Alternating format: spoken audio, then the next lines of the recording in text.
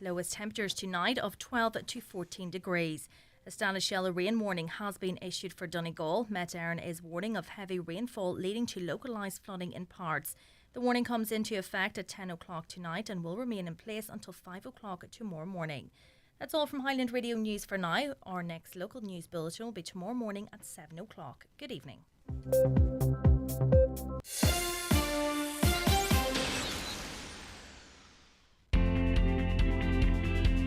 Broadcasting throughout the Northwest and across the world online. This is Highland Radio. Your voice, your station.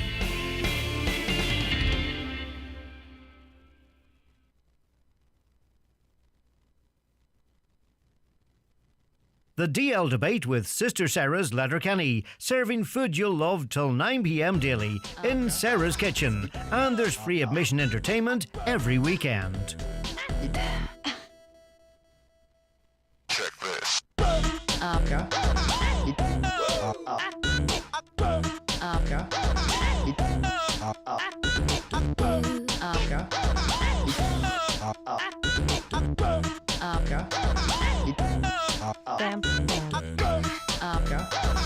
Well, it's a very good evening and welcome along to the DL Debate.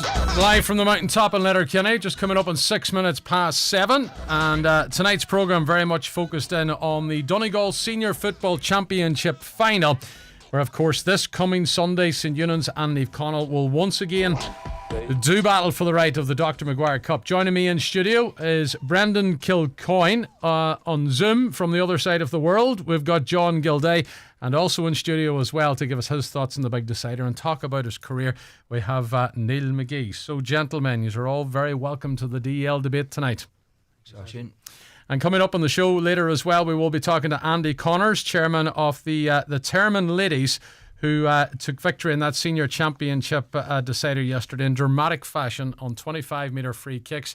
We'll get Andy's thoughts on that one. And we can't forget about the intermediate winners as well. Desi Geller of Dunlow, will be hearing from him on the programme. So before we start, congratulations to champions over the weekends.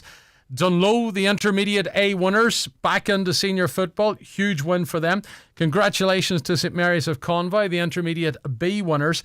As we said, Termon are the Liddies senior champions. Well done to the girls from the Burn Road. And we can't forget about the Liddies from Ballyshannon, A-Rua, winning the intermediate title as well. So congratulations to all those winners who won titles at the weekend. So if you are joining us across the Northwest, we are of course on air on 103 FM and online at highlandradio.com, where you can watch this programme as well. We're going out on the social media channels. We're out on YouTube as well. It's all available there online and of course on air. So let us first of all go to Mr. John Gildea, because if you're watching online, you see that he's all decked out in his blue and white. John, good to see you. Hi, Oisin. Hi, everybody. John. Well, and John, I'll ask you, I'll go straight into it with you, John, and I'll tell you why, because last week you told me that whoever was to come out of the second semi-final would be firm favourites to win the decider this coming weekend. St Eunan's were the side that came through it. Are you still sticking to your guns, are you? Oh, they're even firmer than they were last week. So, looking at the game on Saturday night, I felt they were very impressive. I suppose they compounded everything that I've been saying about them all year, in the sense that their physicality and their organisation was put to the test, and they came through it with flying colours. And I know it was at the end of it, it was a tighter game than maybe the actual game itself was. For long periods of that game, St Eunan's were completely in control.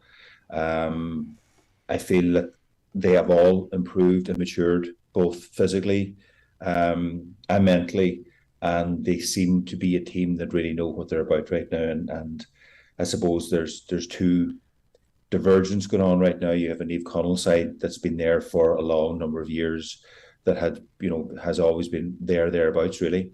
Has won a couple of finals, lost a couple of finals, but they're as a team, as a group of players, the older players are not getting any younger. They're all getting a little bit older.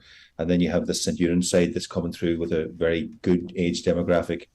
And they've all played together for an awful long time. They've won a lot of big games, both at colleges and etc. So everything is in their favour. But in saying that, this time last year, we were having the same conversation. The conversation was in reverse. The blue and white couldn't be beaten.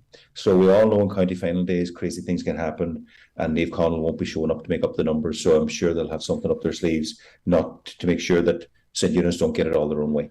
Yeah. Would you agree with what John is saying there, Brendan, from a St. Eunice point of view? I've never agreed with John Gildea in my life, so I'm not going to start now the week of a county final. No, listen, John makes a lot of very valid points there. St. Eunice look to be in a good place. They were convincing at times. I wouldn't go as far as say, that they were brilliant on Saturday night from the point of view. They opened up a 6-point lead and they conceded a bad goal just before halftime, and that's going to be a concern for Rory Kavanagh, because little things like that can have a big effect on a game. And you could see the pep and the step in Kilcar lads going into the dressing room at half time, and they came out and they put it up. Now, there's a very good Kilcar team, but I think Kilcar will have a lot of regrets after Saturday night. There's some brilliant performances, Andrew McLean, Patrick McBrearty in particular, Kieran McGinley, I thought, in the middle of the field. But, there was more. I feel there's more in that Kilcar team, and they just didn't deliver it on the night. They came back, they drew level with Eunice. Now, they expended a lot of energy catching up a 6-point lead. But at that stage, Eunice showed great composure, and John mentioned it, to be able to kind of regroup and gather themselves and go on again. Because essentially, this is a very young St. Eunice team, particularly up the top of the field. The top 8 are really, really young fellas, 21, 22, most of them kind of thing. They've a lot of experience at the back. But, there are areas of concern for St. Eunice going into the final. And, they know coming up against this Naomh Conaill team, the 6th final in a row. They're tough, they're hardened, they know how to win games. And, I'm a great admirer of this Naomh Conaill team. This isn't kind of blowing smoke up them or anything like that. I'm a really great admirer of this team, the way they grind out results down through the years. So I think Eunice will have their work cut out. I think Naomh Conaill are still smarting after the final last year. They were hurt by it. They know they didn't turn up. And, I think you're going to see a huge, huge effort from Naomh Conaill. And, people talk about Naomh Owen strength and depth. I'm looking at the strength and depth that Naomh Conaill have, and the kind of substitutes that they're able to introduce and game changers that they're able to introduce the game. So I think this is a lot closer than people are going to be predicting this week. Okay then, Brandon. Neil McGee, delighted to have you in studio. Welcome along to Highland. Thank you. Good to have you in. I suppose before we start about the county final, we want to wish you best wishes on your retirement. Thank you very much. Big decision for you after a long time on the inter-county side. Yeah, it was a big decision, but it wasn't a hard one at the end of the day, so it's done now, and move on with life now, and a new chapter, Yeah, well, you're starting out now in your media career. I don't know about that. I wouldn't be the most comfortable in here now. See, come 8 o'clock tonight, you'll be fine, so you'll be ready to go. You'll be on the TV in no time. But listen, Neil, before we talk about Eunice and Naomh Conaill, what about Gildea this year, suffering defeat at the hands of men from Glenties twice this year? You've lost to them. Were you disappointed with how the year panned out?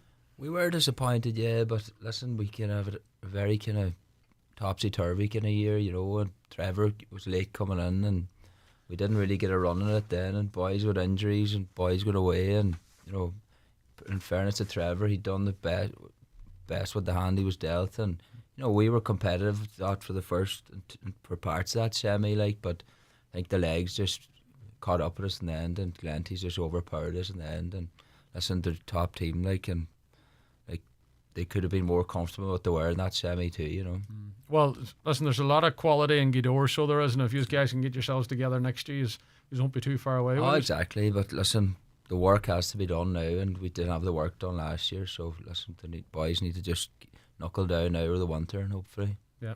What's it like for you now as a neutral, sitting down watching this build up to the county final, and John obviously pushing that St. Eunice is going to win it, and Brendan's going to be pushed that Naomh Conaill going to win it. What's your take on the pairing this year again? I didn't say that. I think there's a lot of similarities now to us in 19. We were coming in raging hot favourites that day between us and Eunice now, but you can never write off Glenties.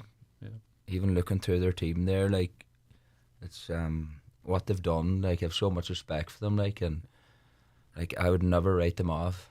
Yeah. If Sean Patton was on the Glenties team, they'd be hot favourites in my opinion. So there's very little in it. Yeah, Naomh Conaill were the hot favourites last year.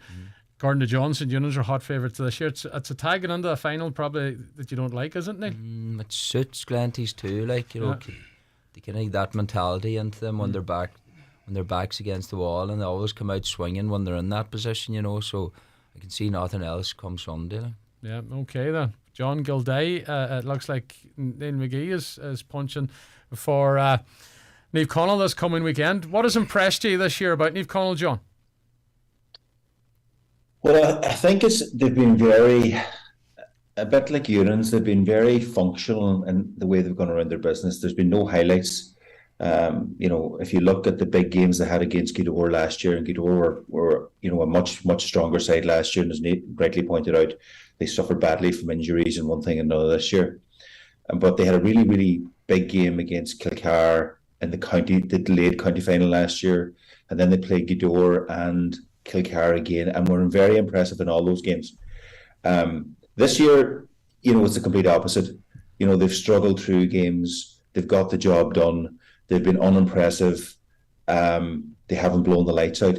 So I think that shows the kind of mentality that the team has, that they don't have to be going well to win games, and they've done that against Glenswally and different teams. And really, in a county final day, you just need one performance. Now, I know there's an awful lot of work going on behind the scenes, and I think maybe a lot of those area games were, without being too anyway disrespectful to anybody, the feeling would have been Niamh Conaill would have won them comfortably enough, and therefore their eyes were focused firmly ahead into a semi-final final, because as we thought at the start of the year, it was the big four. Maybe the big four are maybe not as strong as they were last year, but the big four were anticipated to go to the semi-finals, and I think that's where the real focus from Niamh Conall's point of view was. So they've got to a final completely, under the radar. There's no hype about them. It's all about St. Eunan's this year. I agree with Neil. That's exactly the way you want it to go into a final. If you're going in underdogs and with nothing to lose. And I do think that, while I do make St. Eunan's favours, and rightly so, they're defending champions and they're playing well within themselves, I would never discount these guys. Yeah. John, I'm going to totally disagree with you when it comes that these boys are seen as underdogs and there's not that hype about Niamh Conaill, because how can there not be hype about a side that has just got into a 6th senior county decider in a row? And maybe there might have been questions asked on the Glenswally performance of the match where they drew, but I don't think they could have been questioned any time after that, John. No, but they have been. They've been continuously questioned in the sense that, the saga when you had with Gildea, the 3 games, and Gildea were defending Ulster champions. That was a big, big test for Niamh Conaill, and they rose to the occasion. And they were probably 3 of the best finals I've seen in a row in a long, long time, and they came out the right side of it. So I'm not writing them off, but I just think if you look at this objectively, St. Eunan's, with everything, like the bogey that was on Eunan's back was they had to win a county title, and I was wary going into last year's county final because all the talk was about Niamh Conaill. They'd beaten Gildea, Kilcoyne, they were flying, they couldn't be stopped. And people forgot that the 2 previous years prior to that, a very young, inexperienced St. Eunan's side almost beat Niamh Conaill twice, and only for a punch goal out of Sean Patton's hand that was disputed. And the year before, only for Niamh Conaill had a man sent off, and it kind of reinvigorated the side. They were in trouble as well. So the margin of error between Niamh Conaill and St. Eunan's over the years has never been big, apart from last year. So in everybody's eyes, and I would say, if you're being honest about this across the board, if you spoke to maybe 10 people around the county that have been in the GA circles, you're probably 7 of them are going to go for St. Eunan's. And that's the way it is. They're defending county champions. They earned it the hard way. They've come on as a side. They deserve that level of respect. And that's exactly where Niamh Conaill want them to be. So it's set up what you would think is for a very, very competitive game and maybe an ambush. But I know Rory, has these guys on a very level-headed approach. They seem very composed. They have enough experience at the back. Like, to me, I think they're probably collectively the 7 best defenders nearly in the county when it comes to. I thought their half back line was exceptional at the weekend. I thought Conor O'Donnell Senior was immense in the way he was playing the game, and he was dictating, and he's physically much bigger, much stronger, and seems to be in really, really good shape. So If you were a betting man, you would have to go with St. Eunan's, but county finals are there to be won. How you play before the county final is irrelevant. How you play after the county final is irrelevant. It's down to one game, and I know these Glenties lads have a lot of pride and a lot of heart and a lot of really good footballers there, so you can never write them off. Brendan, we've seen at the weekend, Neve Columba, defensively they were very good in the intermediate final where they only conceded 1-8 against Dunloe, but up the top end they just faltered. There was nothing up top, nothing in show, and they ended up scoring 4 points. We expect this to be a really, really tight game. What do you have to do if you're going to break down that defence that John just mentioned that has probably the 7 best defenders in the county involved in? Yeah, they haven't. They're all top class defenders. I'm saying it all year, and then you're looking at the likes of Kieran Tobin, went away for the summer, can't get his place back, and who do you drop to get him into the team? You don't drop any of them guys because they're playing too well. And you look at Conor Morrison back in the frame now, came on again for 10 or 15 minutes, and he was our number one defender for a number of years until he got that bad injury. So there's a huge quality there. How do you break them down? We talk about, Neil mentioned Sean Patton, like his kickouts are a huge conundrum for Martin Regan. How do you manage that? How do you control, where he can put the ball? Because he can basically land it on a 2-pence piece. By the same token, we saw a high ball into the square on Saturday evening causing trouble. We've seen it in the past, and that, if you're looking for a weakness, that's something that Rory Kavanagh will be looking at this week to tighten up on, because you've big Charlie McGuinness in there. Leo, I would expect to be back in the full forward line, and I've watched. I know Leo and watched him playing all my life as knee knows kind of thing, and he's a huge threat in around that area. He's very smart. He's so strong. He can win a ball with one hand, turn his man, and suddenly he's in on goal. So there are areas that Eunan's will need to tighten up on, but defensively, each of them defenders are able to mark a man one-on-one. They don't need to double up or triple up on guys, and that's a huge asset to have. Now, listen, you look at the Naomh Conaill backline, and there's not too many slouches in that too, and they've been hugely impressive. In particular, Jason Campbell has really impressed me in the full backline. AJ and Kevin do what they do, and they always do it, and they get up the field for the odd score.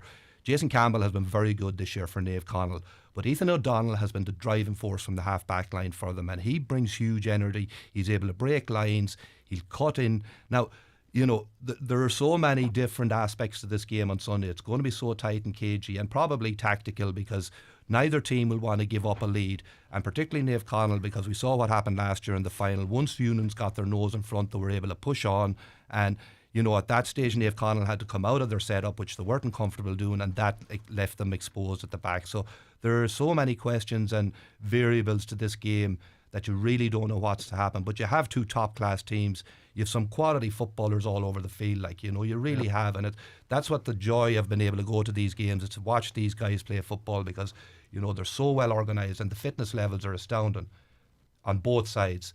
And I don't really see much between. I do understand that Naomh St. Eunan's will be going into the final as favourite. I totally get that. They're champions. They've looked comfortable to date.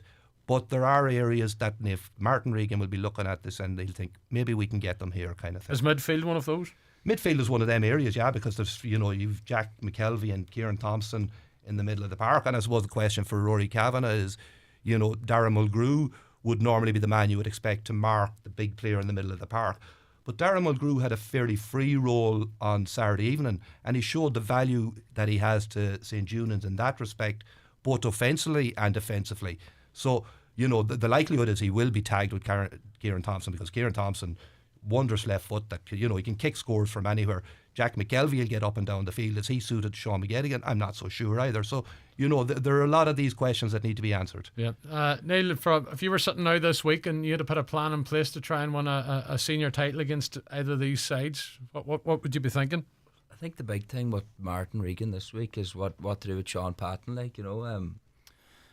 suppose Sean's the best kicker in the country, in my opinion. And it's the biggest day of the year in the county, and he's going to want to show off his array of kicks. So I think Martin has to take away that mid to long range kicking him and frustrate him. And if he keeps making Sean go short, Sean's going to get frustrated. He doesn't get to show off his big boot, and and there is defenders in that. If he keeps going to a few of them cornerbacks and Eunan's, there is defenders in that Eunan's teams that, Glenties could set up traps up the line and turn the ball over, because I think Glenties were treated last year against Eunan's, and Eunan's just had the game plan, they had the blueprint to beat them. So Glenties going to have to bring something a wee bit different this year and maybe press up a bit more and Does St Eunan's have to bring something different? Will that blueprint work again, will it? I think Eunan's are a step ahead now. You know, Rory is another year with them. Like you can see Rory's traits in that team already. Like, you know, in terms of Rory's a player, like he was high intensity, very hard running off the shoulders. You know,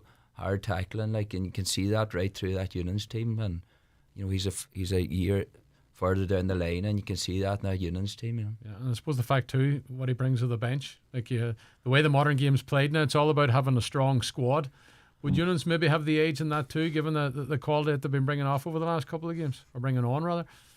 I don't know. Looking, Glenties have a strong bench too. Like we were walking across the pitch there in the reserve game, and Kieran Gallagher was on the bench, you know, and he was a massive player for a couple of years from him, and he's 6'4", 6'5", and he's a mighty presence. You know, whether he gets another couple of weeks training, you know, to throw him beside Charlie McGuinness in the edge of the square, like, you know, Eunan's going to have to change a bit then, and maybe take two big men in to mark them, you know. And are you expecting a low scoring game, Neil? No, I think last year was kind of a cagey game, and you know, Glenties have changed their style, and Eunan's have pushed on further. They're a lot more aggressive this year, the two teams, and I think it's going to be a better game. It's going to be two hard running teams, very high intensity. So the scores mightn't be a lot of scores, but it's going to be a better game, I think. Yeah. Gildea and St Eunan's currently have 15 titles each. So if Eunan's were to win, they would age ahead of you as Maher man, so they would. Aye, well, listen, Eunan's should have a lot more, you know, what the pick to have, but That's the correct. What's that, sorry, Brendan? I think that's 16 titles. Well, yeah. There's a few people around St Eunan's who think that's Sorry, Oisin, did John Harn show up into the studio again? Sorry, we nearly forgot about you there, John, so we did. 16. Are you expecting a low scoring game then, John? Just finally.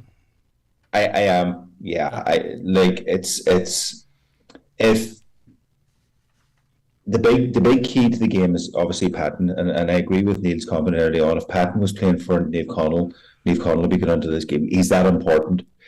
I actually thought that Kilcoyne did quite a good job on him on Saturday night on a number of occasions.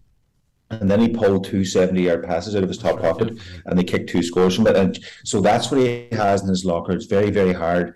So, you know, give them the ball short and then try to shut them down. But, you know, I expect, you know, Niamh Conall to defend, obviously, in numbers, as they always do, but even maybe more so, and make it very tight. And I do think there'll be 1 or 2 surprises up people's sleeves, in the sense that I think the way to get at Eunan's, as Brendan pointed out, is, you know, they're not comfortable under high ball. They're, you know, Keelan Ward's not naturally a natural fielder of the ball in there. Aaron Deeney and Connor Park, again, not out and out, you know, big players like, you know, Neil, they would catch a ball and come out with it. So there's a level of vulnerability there. Now, the offset to that is if you kick enough high ball in, you might get a couple of breaks, and goals will be terribly crucial, as was proven on Saturday night. Like, to be honest, in the grand scheme of things, the Eunan's goal was a poor goal, was bad defending, and the Kilcoyne goal was a bad goal again, poor defending. So if you get 1 or 2 of those breaks, it'll have a big bearing in the game. But I suppose the way the modern game's played is if you start kicking long ball and you're not winning it, or you're not getting a break, or you're not getting a score, then you're just giving the ball back to the opposition to come up and set up their plays. So it's going to be interesting. I expect it to be very physical, a high intensity. Niamh Conall need to bring that. It hasn't been brought to Eunan's in that way, shape or form yet. And, you know, if they're about with 15 minutes to go, that's really when you can put the squeeze on, and then that we'll see how good the St Eunan's team is at that point in time. But it's great to be back in a final. You know, it was a long time before Glenties got into a final, and we've been in a lot of them, so we don't take it for granted. So we'd like to put one more in the feather in the cap before some of these older boys start drawing the pension. Eunan's and Niamh Conall have met 5 times in finals, Brendan, up until this week. This will be the 6th. Eunan's currently edging it 3-2. They've all been tight games. There's nobody going to be shooting out the lights. You were expecting maybe a 1-2 point game in this one this time around, or is it going to be something similar to last year? Oh no, I don't think so. I think this will go down to the wire. I think it's going to be really cagey early on, as John pointed out there. I think, you know, both teams, Niamh Conall will get men behind the ball, but, you know, St Eunan's are comfortable with that. They're so comfortable in possession and playing it over and back and trying to prize an open in the Niamh Conall rear guard, whereas, you know, taking the ball into contact or getting turned over. We saw Eunan's on a couple of occasions defenders coming up and getting turned over, and against a team like Kilcoyne and particularly Naomh Conaill, they'll punish you, they'll bite you for that. So they will. So Unions will be trained and they'll be coached into hold the ball until the right opportunity arises, and then try and maybe get through. And there are some quality forwards actually. You look at the two O'Donnells and what they can do. Now they were well marshalled on Saturday night. I thought Daniel Lyons did a good job, and Brian O'Donnell did a good job on them. But it's about being patient in situations like that, waiting for the right opening to come along. And by the same token, if they are turned over, that's where Naomh Conaill have thrived over the years. That counter-attack, that transition, they're so good at it. And if they can get early ball in there, they could cause Unions some trouble. Unions or Naomh Conaill? One answer. Oh, I'm going to go for St. Unions, but I think it's going to be very tight. Unions or Naomh Conaill? Draw. A draw. Good man, Neil. Draw. So it's going to happen in extra time. Hang on a minute there, John. Hang on a minute, John. We're waiting on Neil here. So we're going to have a draw. Then we're going to have an extra time, and it's going to be a replay. Is it penalties? It can't be penalties on Draw Sunday. after extra time.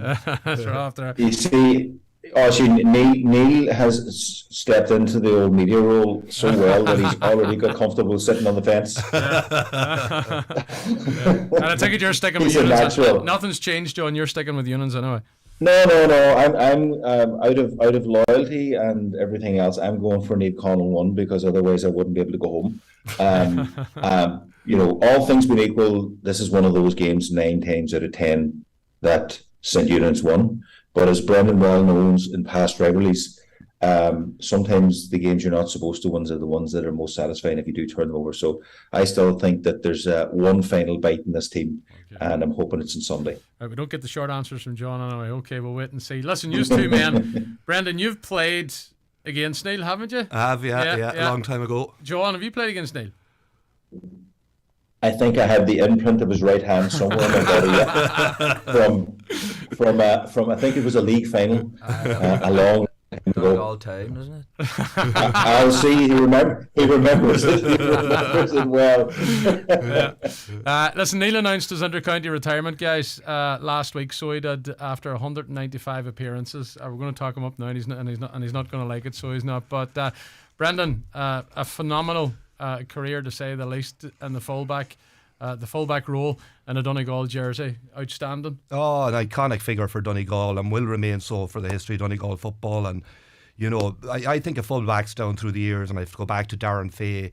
He was fullback for Meath way back long ago, who was another fullback that I thought was very good, but no one comes near Neil beyond that kind of thing. And he's just been phenomenal. I used to love going up watching games behind the goals up in Ballybuffet because you could get right close to where he was playing and you could see a lot of what was going on, and it was great value. But he gave so much to Donegal football down through the years. It's been fantastic to watch him, and you think I remember watching them in 2012, and we'll say Carroll at 6 and Neil at 3, and that a brilliant understanding that if Carroll went, Neil set, and vice versa. If Neil was going, Carroll set, and it was just a pleasure to watch him down through the years. He was tough as nails, and they could talk about the full forwards union of Ireland are on celebratory mode since Neil announced his retirement because they don't have to come up against him again. And it was just brilliant. It was an honour to be able to watch him and pleasure to watch him down through the years.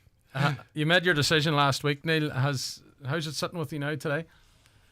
Good. Listen, I've got a lot of nice messages over the weekend and a lot of people calling. It's a bit overwhelming there all weekend, but listen, I'm ready to move on now. Like, it was an easy decision, like particularly when you see David Clifford in All-Ireland final. But I'm happy with the decision now and ready to move on. Yeah. Are you the kind of guy that looks back at highlights in your career, or are you one of these driven people that goes, right, that's done, on to the next thing?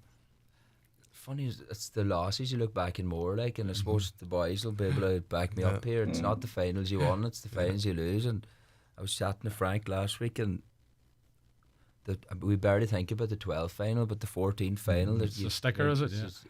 Nearly every day you think about it, Yeah. Well, you've got the All Ireland of 2012, and you had 5 Ulster titles as well. When you were starting out, did you think you'd have so many winners' medals? Like, you started out, what year was it? You made your debut against Fermanagh in Made my championship debut in 06. 06, yeah. So, but in fairness, we got to the Ulster final that year, and then the following year we had a good run and we won the Division 1 league, and we thought that was massive at the time. We were all young fellas and we were very naive, and we were in cloud 9, and then we got a sting in the championship, and we didn't really push on from that then till Jim came in, obviously.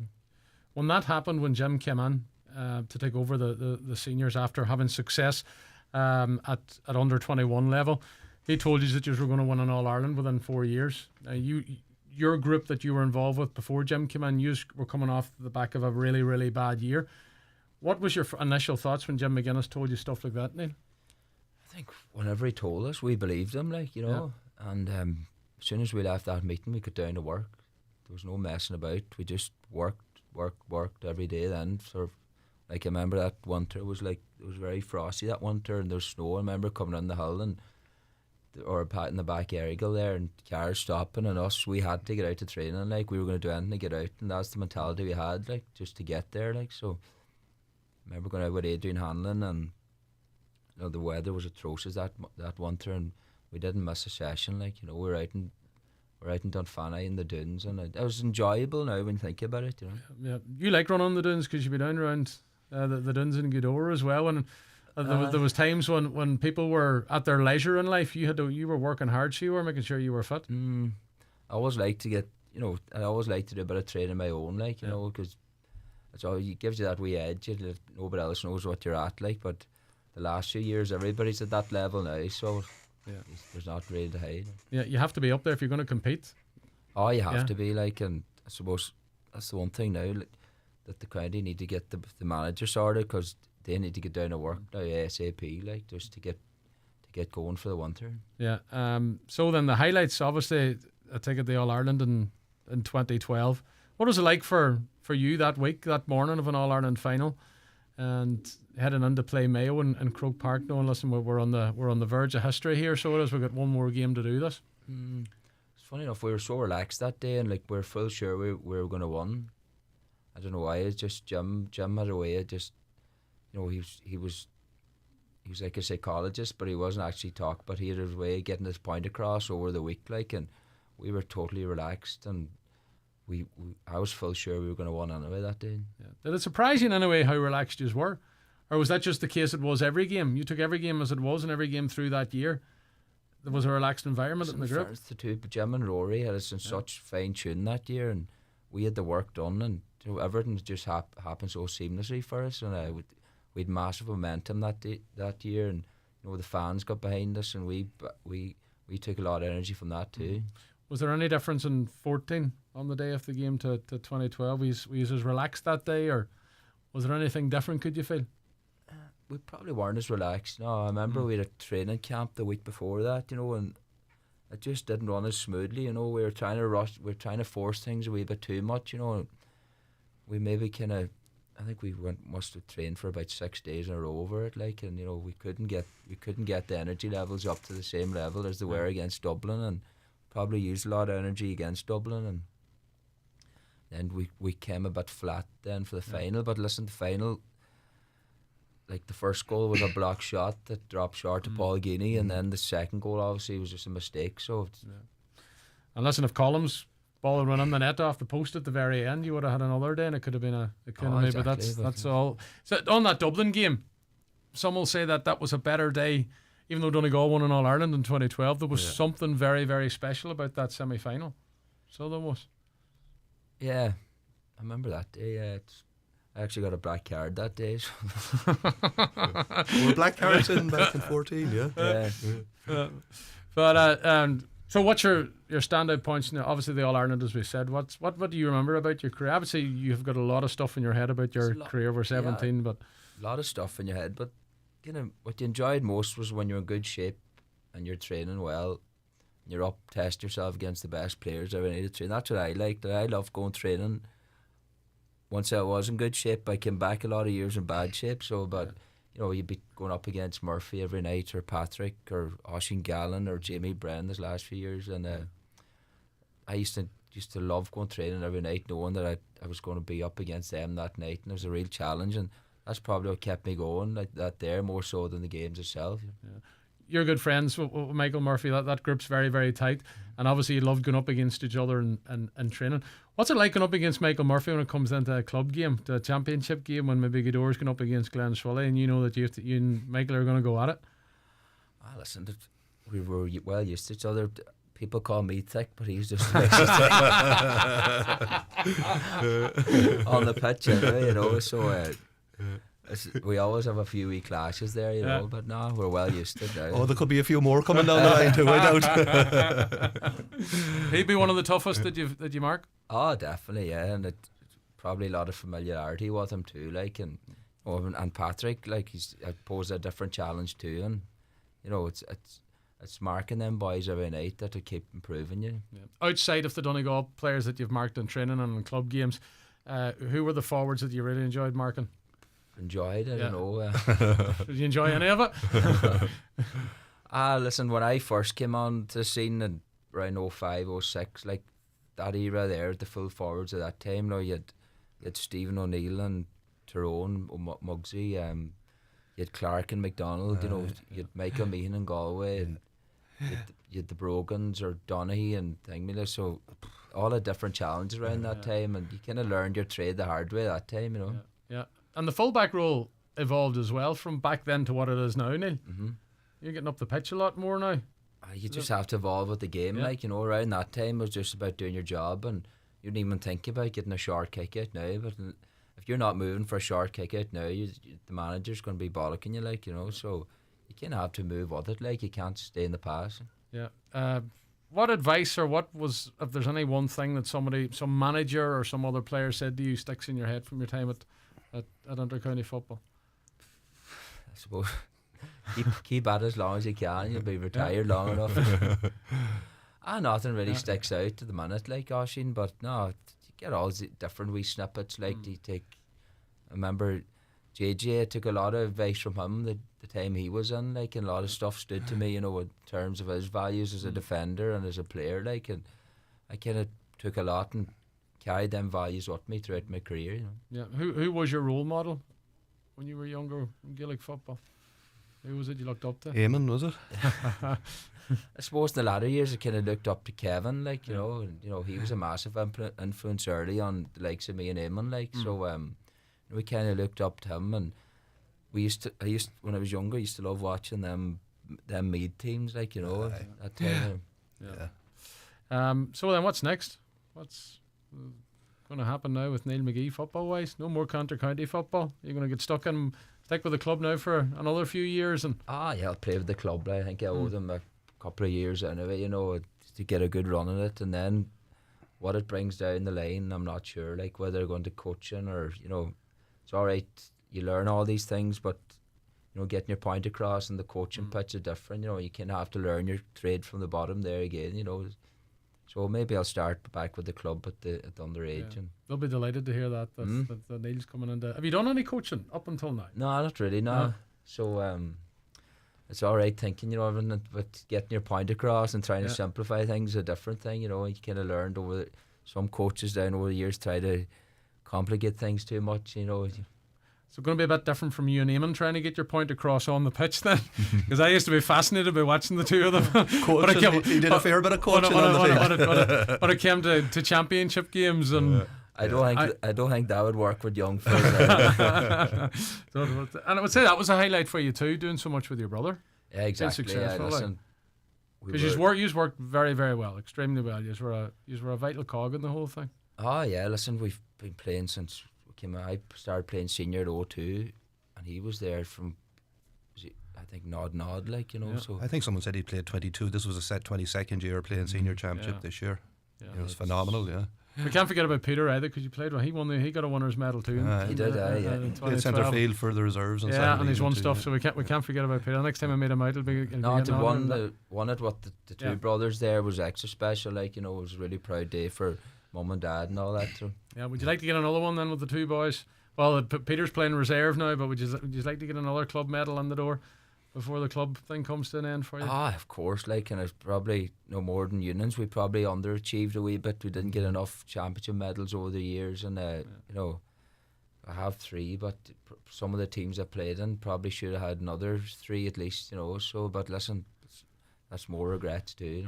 Yeah, I would love to talk to Brendan Devaney. I'm sure we'll get the story, because you marked Brendan in the county final one year. 2 county finals. 2 county. Well, I think you were a minor, were you? Was that right? Just out of minor when you marked him the first time.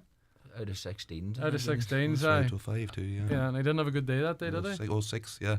So that, 06. Brennan, he didn't have a good day. I'm not going to say that about Davy. Davy's my buddy. I'm not going to hang him on air, not on his show. I'll tell you, when he comes back, he'll be looking to speak to you, so he won't he'll be looking to take you in. But listen, many thanks for coming on, Neil. No bother. It's been a pleasure having you in here and joining us in the studio tonight. And from everybody that has watched Gaelic football and was an avid fan of Donegal, we just say thank you for what you done for Donegal football and how you made it so entertaining and pleasurable for all us sitting on the sidelines and all us up in commentary positions too, Brendan. Absolutely, yeah. No, as I said, it was just terrible, enjoyable experience. I'm leaving out 02 and 06 out of this now, but from then on, it was a terrible, enjoyable experience watching Neil play. Yeah, it was indeed. And we wish you all the best for whatever you do next. Okay, You're welcome. Okay, Neil McGee and Brendan Kilcoyne, thanks for joining. We better check in to see if John Gildea is still there before we go. John, you still there? I was just going to say something before Neil drifted off there. Was that it was amazing that Neil was recognised as the best fullback of his generation in the country, which is an amazing thing to say, but was the second best footballer in his own house. Self-proclaimed according to Big Eamon, but no, just to reiterate, listen, it was it's been an amazing career for Neil. To have that success, but also to be marking the best of the best over such a long time and coming out on top on a lot of those occasions was amazing to watch. And like everybody else said, it was a pleasure to go to those games, and it was a pleasure to watch that team in general. But Neil was one of the fun aspects of the game. I can remember a particular league game down in Kerry that there was a number of shenanigans going on and stuff like that. So it was always entertaining. Sometimes off the ball was more entertaining than what was happening on the ball in some of those games. You wouldn't have been involved in any shenanigans, Neil, would you? No. I think we'll leave it on that point. Listen, John Gildea, thanks for joining us, and wish you the best of luck in the final this coming weekend. We'll be talking again before Sunday. Thanks, John. Talk soon. Thanks, John. John. See you Sunday. Once again, Brendan Kilcoyne and Neil McGee. Enjoy the final at the weekend. Thanks for coming into studio. So that's our preview of our senior championship decider, and to talk to Neil McGee. Still to come on the programme, Andy Connors is standing outside the studio. He is the Downings man that's in charge of a Termon team that won a senior title on the ladies front yesterday. But before that, let's break away to the Intermediate Football Championship. Dunloe back to the senior ranks. They got their hands on the intermediate title on Saturday afternoon with victory over Niamh Columba. It finished 1-8 to 4 points. In favour of last year's beaten finalists who were away from the senior ranks for 2 years. The goal coming from Darren Kern. We'll hear from him in a second. But first up, the Dunloe boss Desi Gallagher, who spoke with Tom Comack. Desi, first of all, congratulations. Obviously, that's a great feeling. Tom was unbelievable. When we took over, our kind of aim was to get back to senior championship, and these young lads really bought into what we were doing. And sure, it's just a joy today to be out there leading them young fellas. They do most of the work. We kind of just set it up for them, but they're a great bunch of young fellas, and it's just unbelievable for our club. It's since we won our last championship. You were on the team, Tom. And boys like John Sweeney and John Connors and Bata and them boys, Miles. They really pushed on our senior team then, and we got into senior championship semi-finals, and hopefully these boys can do the same. Yeah, obviously makes up for the huge disappointment that you said of last year. Yeah, a lot was made of last year, but look at Tom. It was our first year. These boys hadn't won a game, and I remember the first league game up in Glen, and then they were nearly crying on the pitch after winning. But look at how after last year they knuckled down and they put in a big winter, and they said they weren't going to get beat again if they got there. And in fairness, today they were just brilliant. Came out well and started well. Kicked 4 quick points, or 4 points in the first quarter. Yeah, and we did that the last day, and we didn't finish it out to half time, but today we kicked 2 more. After they kicked 1, we kicked 2 more then before half time, and that was one of the things we spoke about, that we would finish out to half strong. Even we got a good start to finish it out, and we had a wee bit of defend to do in the second half. We knew Glen were going to come at us, but the boys pushed on in the last 10 and got the goal and then a couple of points, and that was look, we're delighted. It was comfortable in the end, but obviously, as you say, you had to work for it. Yeah, look, it was only the kick of a ball in it. It was 6-3, I think, and then, look, once we got the goal, that settled us down. We had the game won. Glenn's heads went down. You could physically see it on the field. It was at the right time of the game, and Oisin finished it very well, So, look, that's what we kind of work on, that we try to get goals at times if the opening comes, and the opening came and Oisin finishes great. Yeah, so obviously the desire is to get back to senior football. Many people will say you're better prepared now this year to go back than you were maybe this time last year. Yeah, look, you can even see the way we played today. It was more controlled. Like last year, we were rushing everything, and we weren't. This year they're matured a wee bit. Like, you must remember, they're only young lads, and look, they needed that year to mature, and hopefully, look. Physically, they're stronger as well. Obviously, a lot of strength and conditioning done. Yeah, look, they do it all, most of that themselves. Ronan puts a program in for them, and they do it. And in fairness, Tom, they don't leave our pitch and they don't leave the gym, and that just shows today on it. So. Personally, a proud day for you too. Your son Dara picked up man of the match. Oh, very proud day. We took him off there with 10 to go. It is, in fairness to their forwards, Tom, they worked their socks off, and you could see that because the three men that were dying on their feet was the three full forward line, that started. So look at it's great for Dara. It's a great accolade, but Dara is a real team player, and that's the way they all are. So it's great for him to get it. And look at Tom, I'm just delighted for the club. I have a confession to make. I haven't looked at who you're going to play Ulster. Someone said it's the Antrim champions. Looking forward to that now. Looking forward to that. I met Jack Scally and Michael Connolly out there, and they're in that championship, so they're hoping to play us in the first round. Ulster. It'll be great. It'll be great for our club to play in Ulster, Tom. I don't think we've ever done it. I don't think it was there in '86, to do it, and look, it'll be great for us. It's great for the young kids and the supporters too going home tonight. It'll be brilliant. Well, Darren, first of all, congratulations. How does that feel? It's amazing. It's immense. We put in 2 solid years since we came down from senior. We were out in this field 2 years ago, and we as a group of players said that we were the team that were unlucky enough to get Dunlow relegated, and we were going to be the team to get them back up onto senior, and that's what we did today. So it's a joy to be a part of it. Yeah, and you were all very young lads at the time, and that really hurt, did it? It did, yeah, because you've a group of lads there coming in probably at an average age of 20 or 21, and playing intermediate or playing junior, you want to be winning games, but you want to be fighting with the big dogs at the top of the thing. Really, you want to be playing in senior championship if the team allows for it. Yeah. So today, obviously the championship run, you really weren't tested, really, were you? No, listen, Glen, we knew what Glen were going to bring to the game. Glen have got goals in games, they've had big scores. We knew that we had to nullify all their attacking threats throughout the 60-65 minutes, and by any means we had to do it. But we knew that if we were to slip up for 1 or 2 minutes, Glen would slip in the back post and nab a goal, and it would change the game. So we had to ensure that we were on top of our game for the whole 60-65 minutes. Yeah, and you kind of did leave the door ajar for them, even at half time, 4-1. Yeah, well, we probably felt we were playing against a strong breeze, so we were probably quite content going in at half time, and we knew that Glen weren't going to lie down at any stage of the game, regardless if it was the first minute or the 61st minute, so we had to ensure that we were on top of our game the whole way through. Second half took you a while as well to get the first score. Yeah, probably 7 or 8 minutes before the first score of the second half, and although there was no score, we felt that we were probably on top for that period, and then the goal probably settled things down a wee bit then. Yeah, and obviously you got the goal as well. Talk to us about a good move, a ball in from Ireland, I think it was, and well won inside. Yeah, Sean won it inside, and to be honest, it's something we've been working on in training, and it's nice that anything you work on in training is coming through onto the field. So it's something we have been working on. So I'm glad it came off, and just so happened that I was at the end of it. The DL debate with Sister Sarah's Letterkenny, serving food you'll love till 9 p.m. daily in Sarah's Kitchen, and there's free admission entertainment every weekend.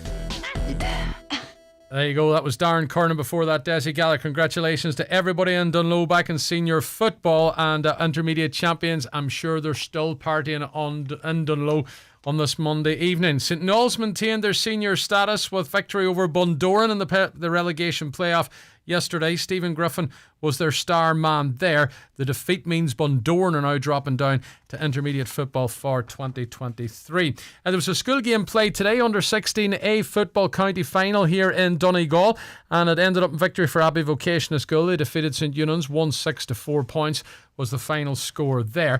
On the ladies' front, Airua Ballyshannon won the intermediate title yesterday in the first of the games of the double header, which was played at the O'Donnell Park. They had a comfortable 6-9 to 1-4 victory over Ardra. Catch Gillespie was the star of the show there for the Ballyshannon side. She scored 2-4 as they lifted the intermediate title. And the senior title was won in dramatic fashion by Termon. At the end of extra time, it was all level, 1-11 to 14, and 25-metre freeze was required to decide who was going to be crowned senior champions. And at a dramatic day, an historic day, and it was Termon that came through 5-3 to lift the title. And we're going to end our show talking about that fixture. I'm delighted to say, joining me in studio is the Termon manager, Andy Connors. Andy, you're welcome to the studio. Good man, Oisin. Thanks for having me. Tell me this, Andy. How was the heart yesterday when it came as far as 25-metre free kicks? It wasn't great now, to tell you the truth. We weren't sure what was going to happen. I said to the linesman with about maybe after the first half of extra time, I said, what happens if this goes to a draw? Is it penalties or what's the story? And he says, no, he says 25-metre freeze. I thought, oh, for God's sake. Yeah. Penalties would be bad enough, but the freeze is probably even worse, you know.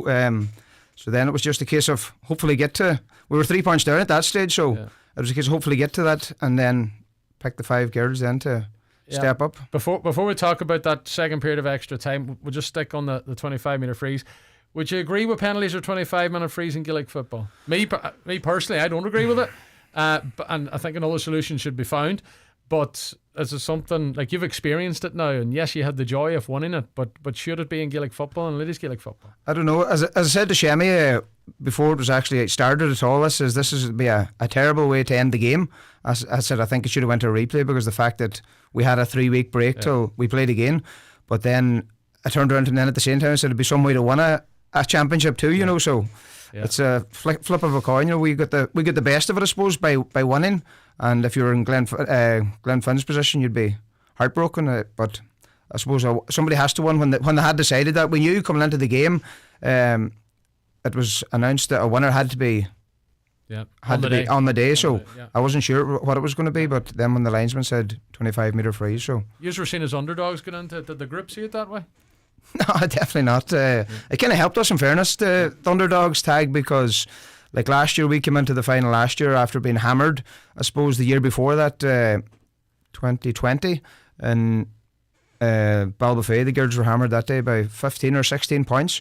So we knew that the following year we had a bit of work to do to rectify that situation, and we went in Lifford probably more as underdogs that day, and we felt we left it behind us. We should have won the game in normal time, and then it went extra time, the same as yesterday, and unfortunately we lost by 2 points in the end. But coming into yesterday, we definitely, as a group, we didn't feel we were going to be underdogs anyway. You know, we were happy to see everyone predicting that Glenfin were going to win and stuff like that, you know.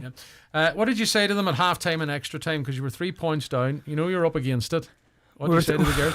We were 3 points down. We were kind of annoyed at the way we played, because we kicked a lot of ball away and stuff like that there, but the girls themselves said we'll just go for it. We've nothing to lose. We pushed up basically on their kick out and stuff like that there, and didn't have anybody back as such, as we hadn't, like, we had people covering back in front of Karen and Yvonne, you know. But in that second period of extra time, we just says, let's go for it. The girls, as I think it was Geraldine or Roshan says, if we lose by 10 points, we lose by 10, but it's the same as losing by 3, so let's just go and see what happens. I suppose we have to mention Geraldine McLaughlin. Yes, Geraldine does get all the plaudits, and deservedly so, and yes, it is a team sort of performance as well, but when you're firing over 11 points of your side's 14, so keeping you in touch, so she is. She's unbelievable, in fairness. As you say, they can't give enough plaudits for how good she is, but the girl, she has to get the ball to do that there, so it's important to recognise the girls out the pitch as well, because as Geraldine would know herself, she can't do it on her own.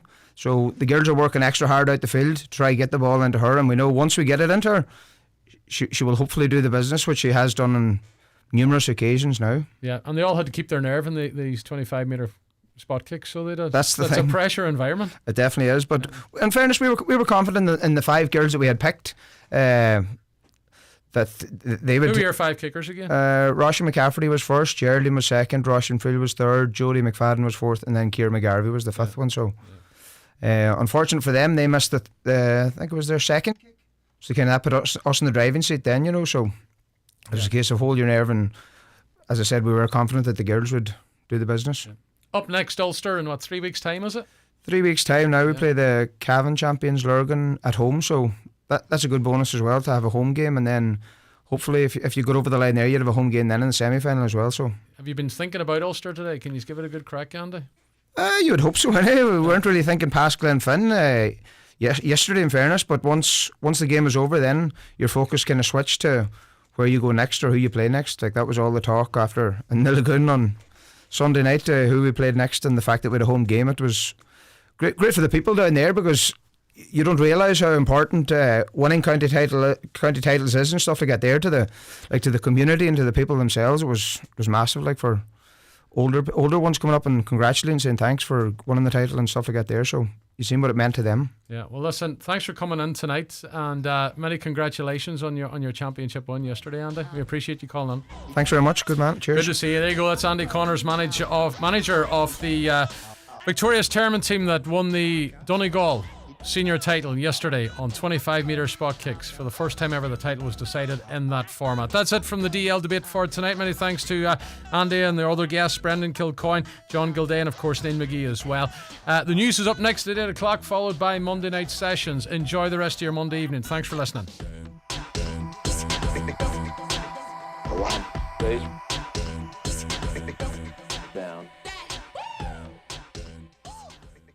It's 8 o'clock. I'm Jonathan Byrne. Good evening. The Road Safety Authority says